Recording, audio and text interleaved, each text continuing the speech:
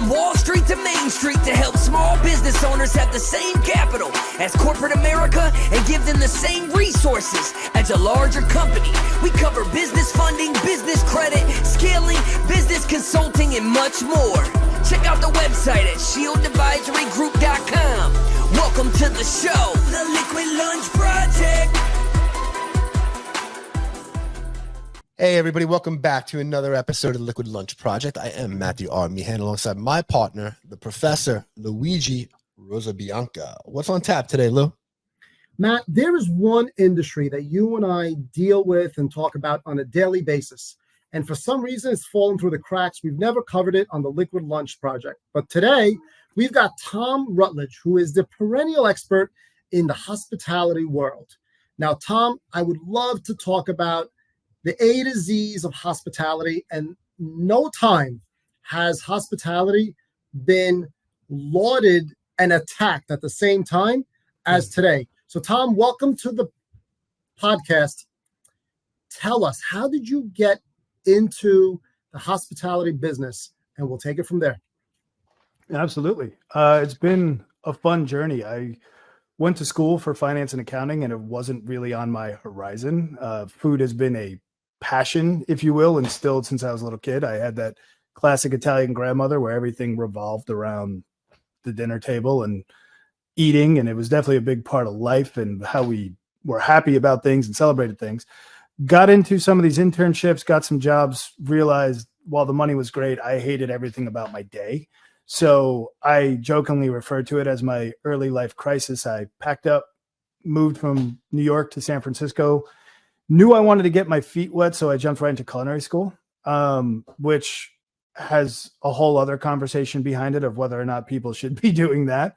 But it got me into kitchens. From kitchens, I realized this really wasn't my skill set. I wanted to combine that finance background that was a strength of mine with this passion for the restaurant space. So I tore after into the front of house and did everything you could think of. I was hosting high volume brunch places and managing at night. And so just doing all the things, and found myself working for a really interesting company that was doing restaurant accounting.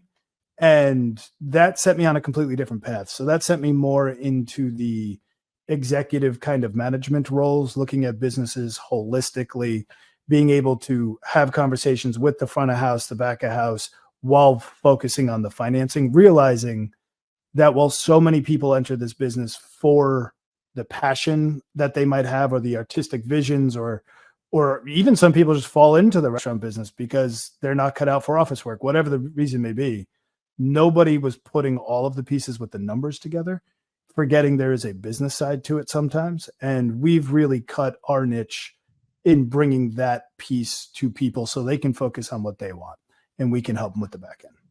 Tom, so glad you mentioned that, because this is what I see. I see high fixed cost. I see human resource fiascos. I see very detailed, complex flows. I see a complex regulatory regime, and I see perishable products. How can you take that and make it profitable? Like, what's your secret sauce, pun intended? Yeah, absolutely. So we focus on two things. The first one is accountability. Accountability, I think, is the one thing that great restaurants have that restaurants that are suffering, failing, whatever it may be, don't have. It's accountability. And that covers things like systems. That covers things like reporting. That covers technology. The other one is focus. You have to have accountability and focus. So the accountability can be very broad. Like you had mentioned, you have to have systems you may not even be aware of. And the problem with this industry is you can't afford often all of the various professionals that are out there. You need a labor attorney. You need an HR firm. You need this, you need that. So breaking that down into pieces and systematizing it and making sure your team is accountable in the right ways, that's the secret sauce, to be honest. Because everyone focuses on turning the lights on, getting through the day, and turning the lights off. If you ask the independent operator, hey, why didn't you do this? Time is always going to be the answer. And there are ways to solve that. And part of that is you had mentioned the two of the things you mentioned speak directly to the lack of profitability in this industry. right? So how do you go about tackling that? Systematize what you look at when you look at it, take bite-sized pieces of things, get your systems in order, and hold people accountable. It sounds easy, but there's so much we could talk about in regards to that. Now, Tom, one of the reasons we're blessed to have you on today is there's been a lot of political wrangling about minimum wages and the increase of minimum wages and how every municipality and state is dealing with this differently. But a restaurant has to come to terms with that, because if you're dealing with very tight margins and suddenly your labor costs increase 20, 30, 40%, we're not exactly running not-for-profits. How does a company counteract that regulatory change? I think the immediate solution people are going to look for is technology, right? So they're going to, and let me back up one step. The short-sightedness of just raising minimum wage is people don't realize that's going to affect so many things. If somebody was making, if you have roles, it's not uncommon in the restaurant space where, let's take California. We're already over $18 an hour in San Francisco. If you're at 18, no cook is working for 19 because the server's getting tipped and they're already at 18, right? So you've already moved the marker of what the various back of house teams or non-tipped employees, what the difference in that pay is. You didn't just raise 18 to 20, just as an example. You just raised 23 to 25 as well, right? So it's not just a shift in minimum wage. You're setting a new baseline and everyone's expecting a shift after that. So it's more than just what people are thinking on minimum wage. That's number one, right?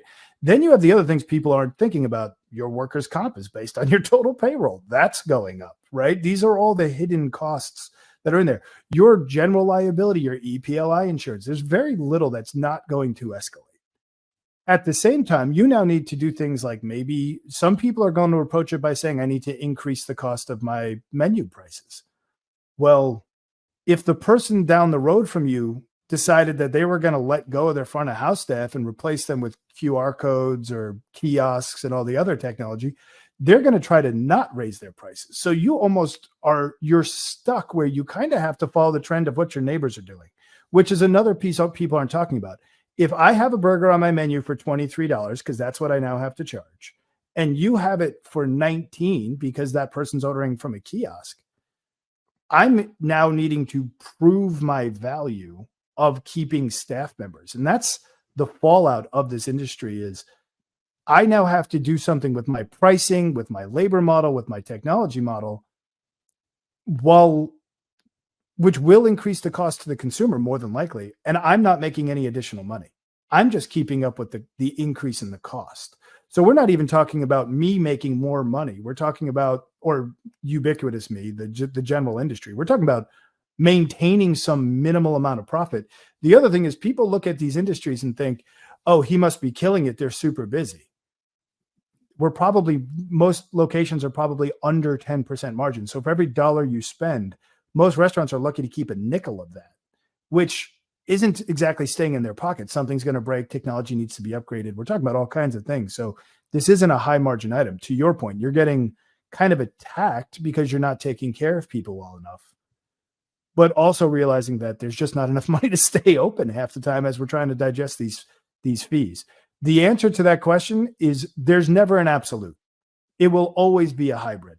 We are going to try to attract people at this day part, but we can't put a server on the floor now. So maybe lunch is going to be kiosk based, but dinner we'll try to keep it full service.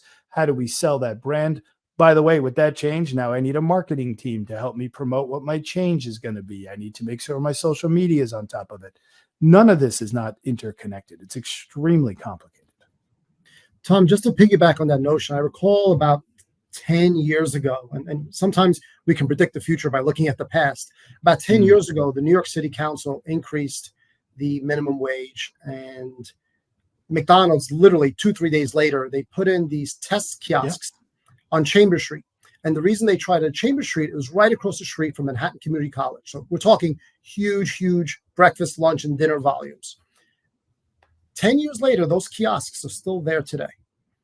So when legislators and city councilmen and state senators make these decisions, they often make them in a vacuum without really appreciating what the full ramifications are. So now you've had 10 years of maybe a $12 an hour job not being available to a part-time student because you made that $18 or $20. So now it became cost effective to put a kiosk there. It is an absolute reality. And I don't think you can blame the business for trying to survive. The other thing is, look at what the technology partners in the space have done, period. If you go and buy a POS today, Toast, for example, Spot On, even Aloha, who didn't have it for the longest time, they have kiosk out of the box. That used to be only for McDonald's because you had to pay custom programming and integrations and web interfaces and all this kind of stuff. Now they literally go, do you want a kiosk? As you order the point of sale. That wasn't available. The technology companies see this going as well. And here's the other side. Part of it is also consumer preference. Consumers 10 years ago, let's be honest, smartphones have been around for a while, but the iPad and all the other things, I remember I was in New York when that happened. I walked in, I was like, oh, I saw that coming and I'm not surprised. This is where it's going to be. It used to be, we'll put 2 or 3, but we'll still have some cashiers.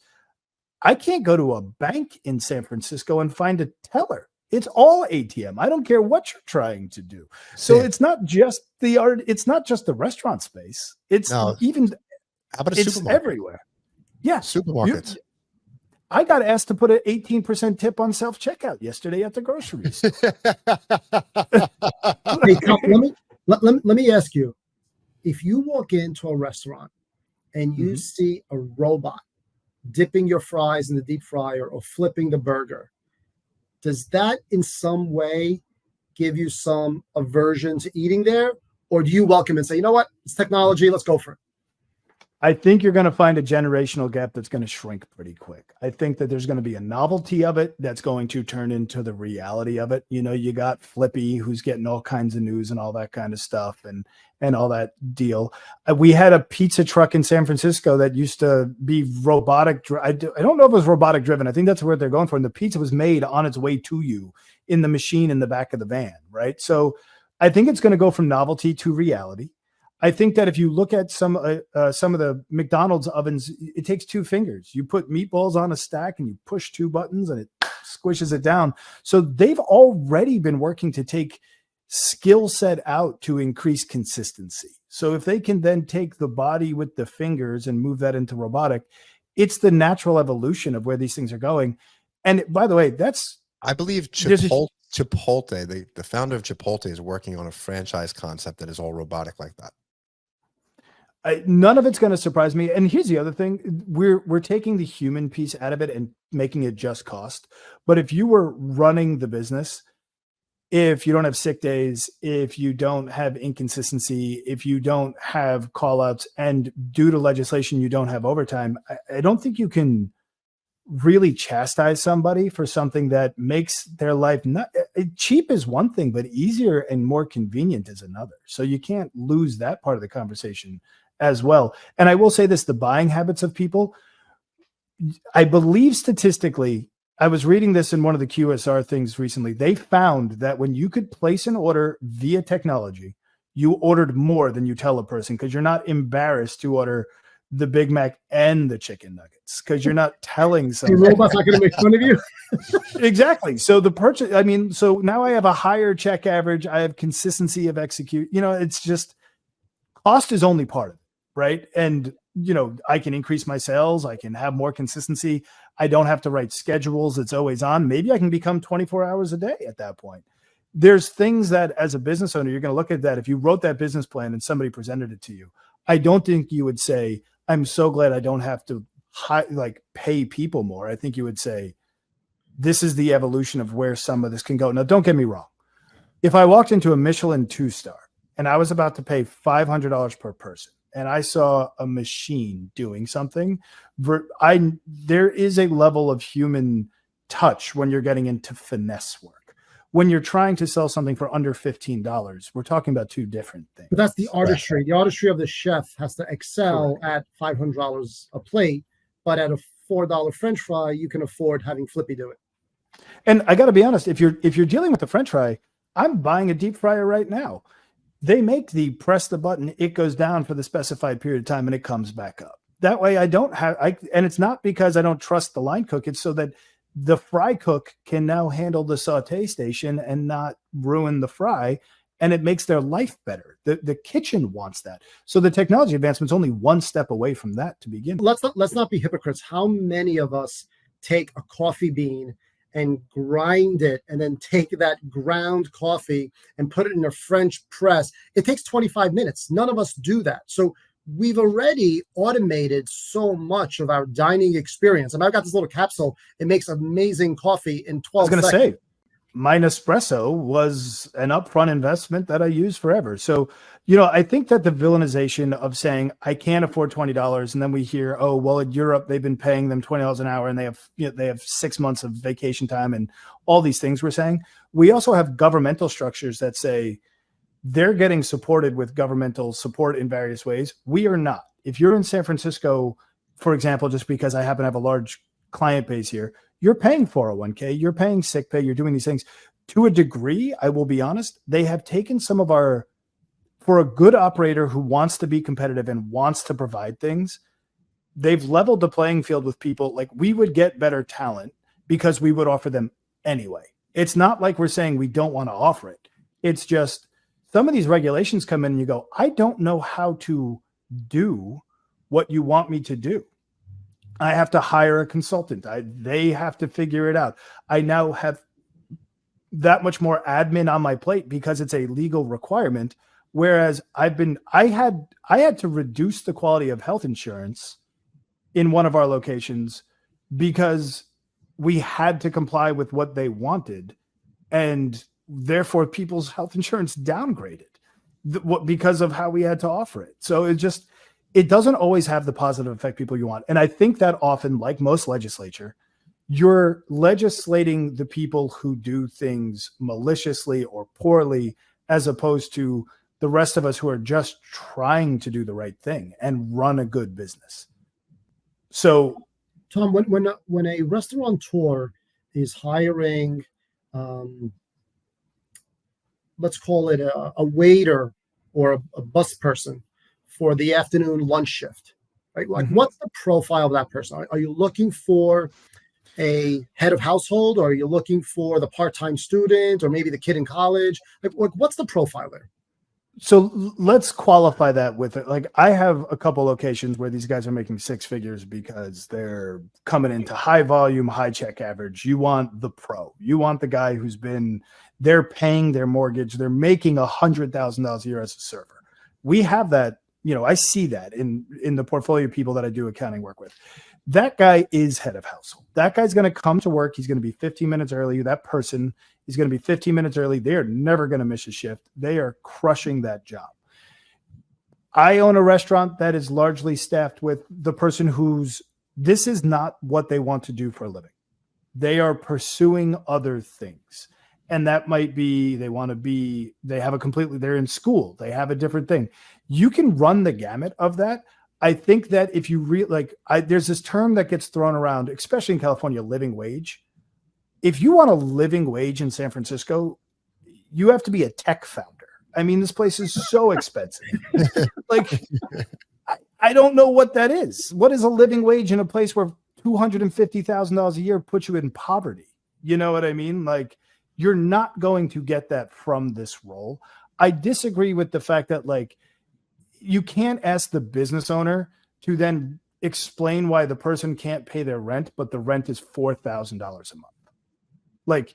The conversation's not the same. Well, that's the classic government passing the buck to the private sector, right? The businesses in this country, anybody who owns a business is put on the same level for some reason as Jeff Bezos. You know what I mean? It's like, why didn't you give him all the money? It's like, I have to figure out how to pay my rent too. I'm not driving a Ferrari while this person's begging on the corner.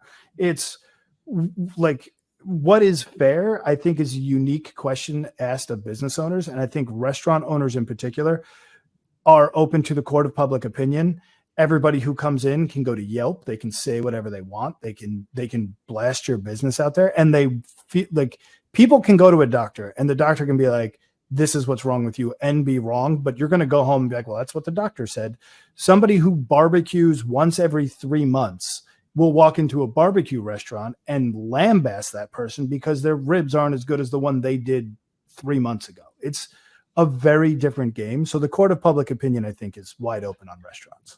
Tom, there's a really well-known restaurateur on a national scale. He's got a huge restaurant business. He's got a big chain. And recently, he was known to have implemented a no-tip policy. And in lieu of the tip, they created a like standard flat fee gratuity with the bill. How does that work for the restaurateur, and how does that affect the consumer? So I'm going to give you a little bit of an accounting comment first. When you do something that is not compulsive by the guest is by definition a gratuity. If you mandate a charge on somebody, that's referred to as a surcharge or a service charge. The reason that's important, in many states, the gratuity is the property of the employee. And there's all kinds of payroll rules and who can be tipped and all that kind of stuff. If it's a service charge, it is revenue. It is their sales tax applied. It belongs to the business. The business can do whatever they want with those funds, including, for example, not giving it to the staff. The staff won't be happy about it in some capacity, so it's often not done. But legally, that's the difference. I think that anytime somebody breaks a cultural norm and tries to trend set, they're in for a struggle. So this goes back to the comment of, you sell your burger for $17 and you're expecting a 20% tip.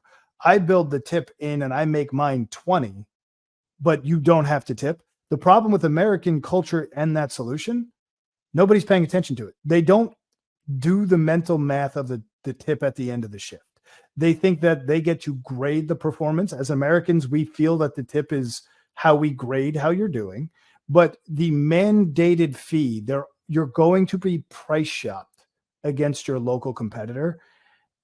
And I mean, Danny Meyer tried to go in a whole other tip solution and all that kind of stuff, and he took it away. If he can't pull it off, I sure as heck can't pull it off. Well, again, because you're taking away choice, right? Like your choice is taken away from you of what you should pay somebody or pay somebody. You're taking somebody's choice away. Look, I was in Miami a couple weeks ago. We're in Miami. We go down. We have a couple burgers. I got charged the burgers. We always tip really well. A service fee, a resort fee, and a 3% fee for using my credit card. So that $20 burger just became $50 real quick. So it's the happy place, right? So there's something going on, and I think it's just California. I'm not sure. I think there's a federal thing going on. The law was written to go after the online ticket purchasers and Airbnb, where $100 a night, but you're closing out for $450, right? And all this stuff gets piled on. Yeah. So it became pretty common, and let's just stick with the Bay Area, where a service fee, a small business mandate fee, an SF surcharge, whatever you want to call it, of somewhere between 4 to 6% was added to all checks. And this is that cultural shift, Lou, that I was kind of pointing at. If one restaurant did it, they would have been murdered in publicity, just absolutely torn apart. But everybody in this really weird, massive shift all at one time went, that's a good idea. We have to mandate, you want us to do this SF healthy where we have to pay $2 and change for every hour every hourly person worked. Rather than make my burger $20, I'll just throw 6% on the bottom and let people tip whatever they want to tip. But it happened so universally that you didn't really have a choice anywhere you went. So the dining public just kind of accepted it. Now with this junk fee law going into play, restaurants around here are really freaking out because they're going, well, are we all raising our prices? There's this kind of level of what are we going to do that has yet to be identified. I think when you're trying to lone wolf something in this industry, the choice, the options, and the culture are not looked favorably to go against where we are today, which, by the way, tipping is, in the grand scheme of American culture, relatively new. Really? It's just very embedded. I think the tipping is think about it. It's so American. Like you get rewarded for doing a good job and being good at what you do. And you get punished for not doing a good job as opposed to a socialist where everyone gets 10% no matter what. Listen, we're all from New Yeah. York here. You do right by me, I'll do right by you. That's what it is. But at least in New York, there's a tip wage. We don't have that out here. Minimum wage is minimum wage. You're getting paid minimum wage and you're getting paid tips. And for the longest time, they didn't allow back of house to be involved. Wow. So, yeah. So, I mean, you're when you hire a server in California at $18 an hour, it is $18 an hour and tips. Tom, Yeah, where do so- you see the style of cuisine and dining going in America? Because I think the formal 3-hour dinner or the 3 martini lunch is long gone. But So I will say this. yes. Oh, please continue. No, please. We're dying to know. I think that experiential dining will always maintain a level for people who can afford to do it and who are searching for it, and that's their passion. I think you're not going to get rid of Michelin 3 stars charging $1,200 a head. I think you will see that extreme maintained, to be perfectly honest. When COVID came to an end and people were allowed to go out, that is what exploded.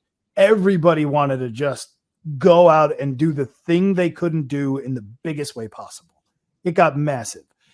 I think the most dangerous place to be in America is going to be right in the middle, because I think fast casual will explode. I think what you're going to find is the quality of middle American dining will influence and mandate that the quality of quick service has to increase. But I think that the dining style of quick service will dominate. So I'll give you an example.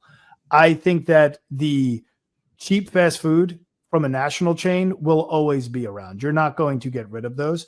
But I think that the guy who is going to open the Italian spot that you were going to spend 30, 40, 50 bucks is going to change their model to more of a fast casual concept.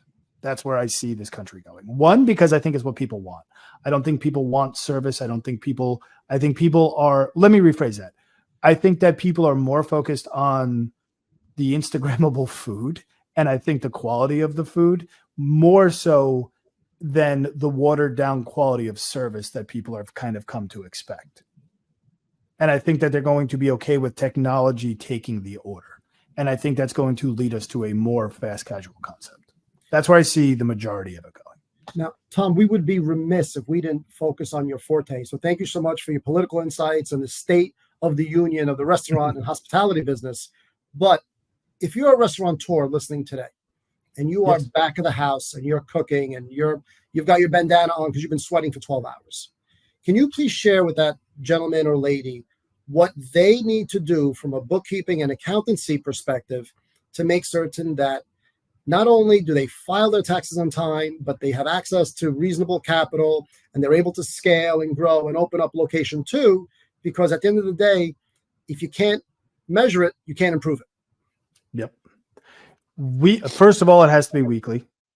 In this industry, anything longer than that is too long. I would ignore daily attempts to get like daily food costs. I'm going to start with what not to do and then get into the quick things that we do in our restaurants. First one is don't be wooed by technology to the point where you make technology the project instead of the project being something like food cost. If the project is food cost, get your food cost known. Don't get into some massive technology implementation that's going to take 6 months and not be managed. That's the biggest mistake I see happening. The second thing is the number that we focus on is called prime cost. So prime cost is the single biggest metric for any restaurant in operation. Prime cost is you compare all of your sales, food, beer, wine, liquor, any beverage, or your total sales, and you compare that to your cost of goods and your labor. So fully burdened labor and your fully burdened cost of goods. The average restaurant needs to be at or under 65%. That's just a benchmark anybody can kind of measure on. What we're basically saying is for every dollar that somebody spends in the restaurant, 65 cents is spent on what you buy and who you staff from a cost of goods perspective and a labor perspective. All of your other controllables and non-controllables will fall out from underneath that. But if you are above 65%, you need to fix that first and foremost. So now that we set a metric, what's best? And by the way, let me give this tidbit. To be under 60% prime cost is incredible. We're talking about 5 points that separates good from great. right? 65 is about as high as you want to be. If you can get under 60, you've got some cool stuff going. You got a lot of efficiencies. You're doing really well. If you're way under 60, you're probably in something where it's like pizza, where you can have a 20% food cost, or Mexican, where you can have a 20% food cost, something to that effect. But to be under 60 is pretty amazing. The next step is we need to look at how our prime cost gets there. And here would be what I would recommend to that operator. Pick a day of the week. My firm, we use Tuesdays. Tuesdays, we look at what are our sales forecasts for this week, next week, and the week after. This is a 30-minute meeting we have with our management team. It could be a phone call. We also then look at what is our schedule for this week, next week, and the week after. I don't care what software system you're using. Most of them have it. Hot Schedule, 7 shifts, home base, it doesn't matter. They all have that capability. And you need to know what your schedule is, what that is as a percentage of sales. Here's some other benchmarks. Kitchen should be 18, front of house should be 12. Get to 30. Just use that as a benchmark. However you mix that around, that's what you have to figure out. If you can get your labor known, then this is the only daily number I look at. What was my scheduled labor percentage of sales? What was my actual? If I get an actual that says 78% labor, I don't know if I care until I see what the forecasted was. The forecasted was 80. Fantastic. Mondays are terrible. We have minimum staffing. We had no sales. It was raining. We thought we would do 80. We did 78. I'm happy. The goal is by Sunday, we have to be under target, right? That's the goal. We're scheduling for the week. I look at next week so that my team is talking about, do we have events? Do we have holidays? What's going on? Is somebody sick? All that kind of stuff. And then the week after. So we're constantly looking at 3 weeks. That's 1 day a week, sales and labor. The next day, Wednesday, we do what we call our COGS review. So we're looking at what did we purchase last week and how did that compare in pricing to what we usually pay? I have a Mexican restaurant. If avocados go up by 30%, we need to talk about it and know what we're going to do, right? That's number one. We also look at our purchase tracker. Now, I have tools and systems for this.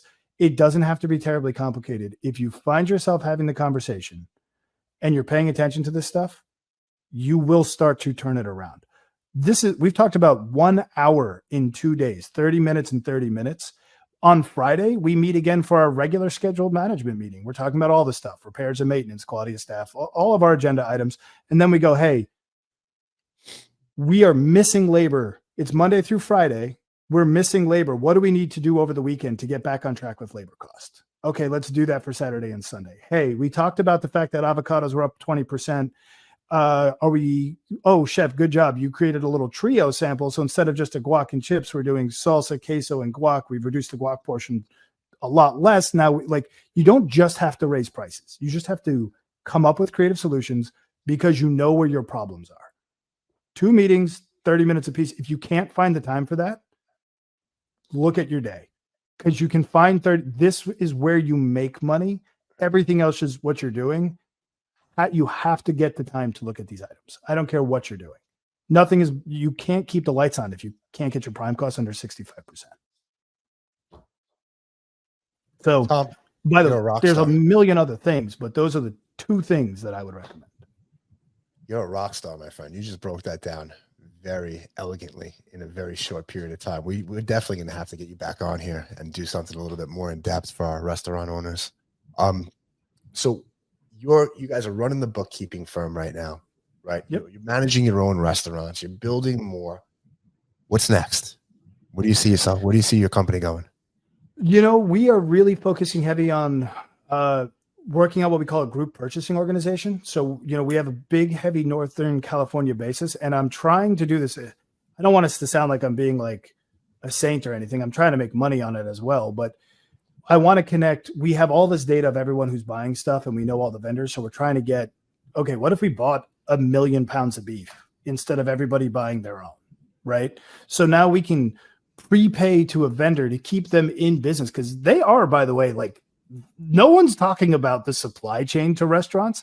Restaurants close and leave these vendors with hundreds of thousands, tens of thousands, hundreds of thousands of dollars of unpaid bills. These guys are getting lambasted and no one's talking to them. Lou, you brought up restaurants are kind of both villainized and also held up as look how great these guys are from a small business. The vendors aren't being talked about and they're getting murdered in many instances. So we're trying to figure out, okay, you're doing this great thing by working with local farmers, local ranches. How can we maybe get you some purchasing contracts. So that's a big part of what we're trying to do to try to facilitate this Northern California side specifically. We're also looking at a lot of the legislation that's coming through, and we're trying to create, I don't want to say tech solutions, but we're trying to bring a comprehensive solution so restaurants can sign up for something and be compliant. If you're in, I think Illinois just signed this up. Texas is moving on something. California's had it for a while, but like meal break penalties and all of these things that exist in California. If you're an independent restaurant, you could lose everything because your software systems promise you something, but don't actually deliver it. And you actually need like a whole lot of other stuff to back it up. So we're really trying to analyze where people getting kind of stuck and run out of town and seeing how we can help them there. Tom, thank you so much for being here, man. We really want to be respectful of your time. You drop so much knowledge on us, and we're definitely going to have you back on. But can you tell everybody that's listening how to get in touch with you, how to reach out to you guys? Yeah, absolutely. Our website for the accounting firm is www.rdmsgroup.com. Best way to get there, you can sign up for a meeting with me pretty much anytime directly through that site. And my email is tom at rdmsgroup.com. Love to talk to everybody. We're a small op, but we work really hard with helping restaurants. That's our focus. Tom, thank you, buddy. One question before I let you run. What's your favorite restaurant of all time? Oh, I've been asked that question a million times. You know what I'm going to give a shout out to? There's a restaurant tucked up into the hills here in Sonoma called Glen Ellen Star. Okay. I don't own it. I don't do the accounting. I'm probably going to catch some flack because I'm not listing a client, which would be like maybe, but then I don't want them fighting for who I said. But I don't think there's a better neighborhood restaurant in America. Love that. We're going to have to check it out next time on that way. Phenomenal. Tom, thank you so much. Everybody, that's a wrap on the Liquid Lunch Project. We'll catch you on the next episode. Thank you for listening to the show. And make sure you subscribe, leave a review, and share it with a friend. We'll see you on the next episode of the Liquid Lunch Project.